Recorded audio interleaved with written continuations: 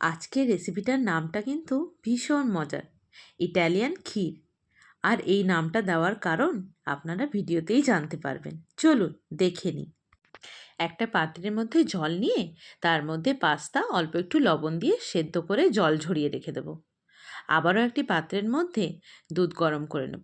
ওই half litre মতন দুধ। মিক্সির জারের মধ্যে কয়েকটা বাতাসা এবং কিছুটা কাজু বাদাম গুঁড়িয়ে নেব, বেশি গোড়াবো না। একটা প্যানের মধ্যে অল্প একটু ঘি নিয়ে তাতে কয়েক টুকরো এলাচ এবং কাজু বাদাম কিছুটা লাল লাল করে ভেজে নেব। ওটা ভাজা হয়ে গেলে সেদ্ধ করে জল ঝরানো পাস্তাটা তার মধ্যে দিয়ে দেবো। ভিডিওটা কেটে কেটে করছি ঠিকই, কিন্তু এটাকে কন্টিনিউ নাড়তে হবে।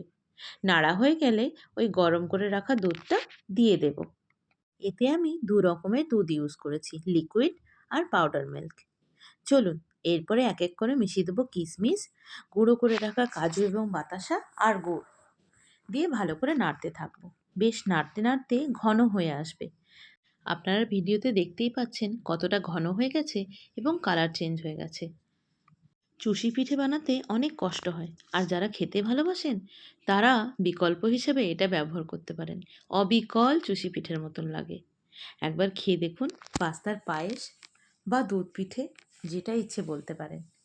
অবশ্যই ট্রাই করে আমাকে একবার জানাবেন এই শীতের মরশুমে এই পায়েসের রেসিপিটা কেমন লাগলো।